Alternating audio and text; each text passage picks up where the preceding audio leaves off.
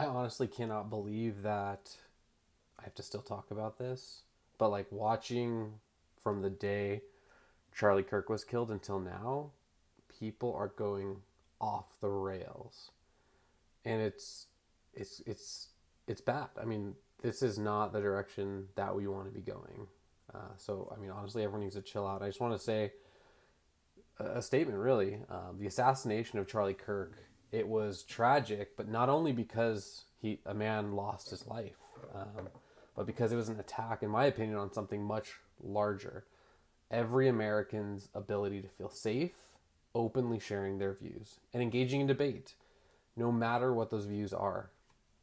That's actually a rare freedom that I don't think a lot of people in the US understand. Like, many Western countries don't have that level of freedom of speech, where you can pretty much say almost anything you want. Obviously, there's the whole thing about, you can't yell fire in a crowded theater, etc. Obviously, but like, you can say the most wild stuff, and it's fine because you have the freedom to do that, right? And then obviously people say, it's not freedom from consequences, but the consequence cannot be your death in a civilized liberal democracy in the West. I mean, come on, that's just not it's not reasonable, and we cannot continue moving this way.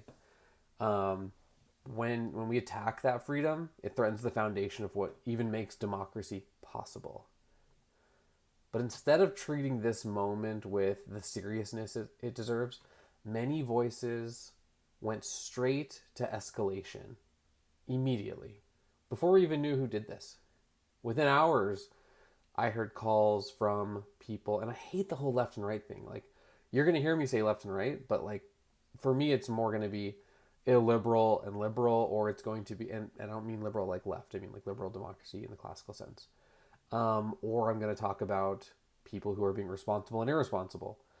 So within hours, I heard calls to fight back, declare war, and punish the left, from the right. So even the president framed the killing as evidence of a national struggle that requires vengeance. Against who?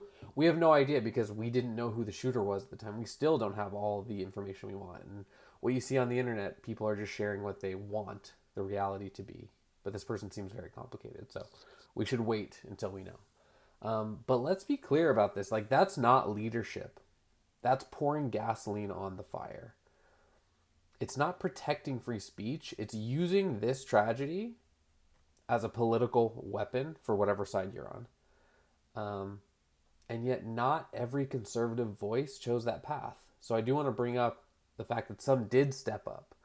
Some called for peace, for prayer, for rejecting violence. And those voices, though it's seemingly fewer than the ones pouring the gas on the fire, they need to be amplified because they remind us that leadership can mean lowering the temperature, not raising it. But the left is not innocent either. Yeah, many mourned. I mean, you saw my videos come out, and if you follow, like the Bulwark, or if you follow, I think it's called Last Pod on the Left.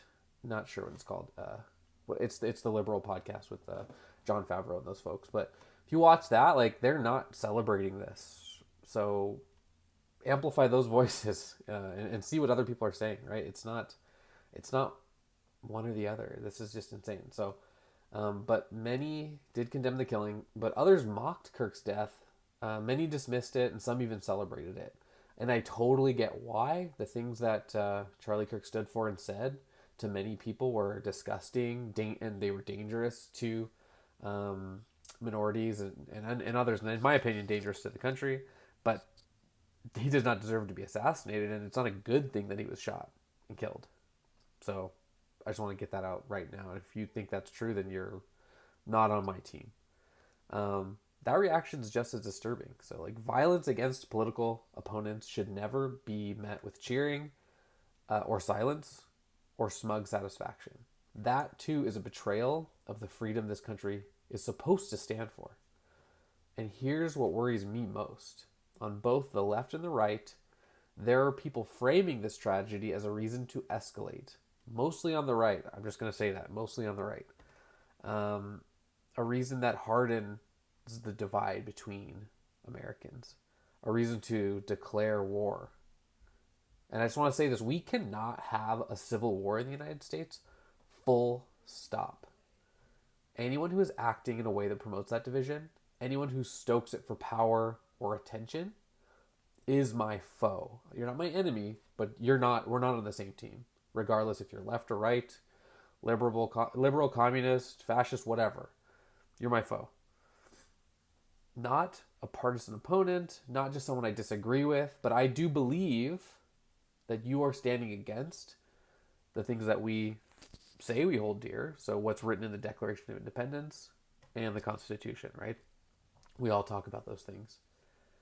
Because those founding documents don't call us to destroy one another. They call us to build a country together. And here's the harder truth. This level of outrage and this level of urgency, it wasn't there when Democrats were attacked. Not when Paul Pelosi was nearly killed. Not when Gabby Giffords was shot.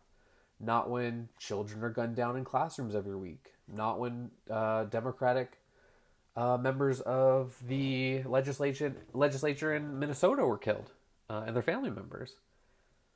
Where was the outrage then? Where was the urgency? I didn't hear us talking about this is war. Like, what is going on here? Because if the principle only matters when it's someone on your side, then it's not really a principle. It's partisanship dressed up as moral outrage. We can mourn Charlie Kirk, and we should to an extent, because his killing wasn't just an attack on a man or his ideas. It was an attack on free speech, on debate, and on the idea that Americans should feel safe to disagree openly.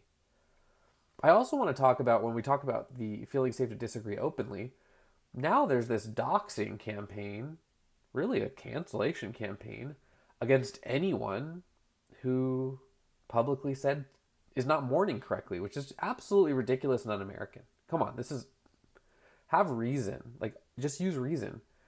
Americans, do we do that? Do we fire people because they aren't openly mourning somebody correctly? Now, obviously, there's like teachers, military leaders, etc. That's a different story. But random people, like Laura Loomer is just targeting random people. Come on.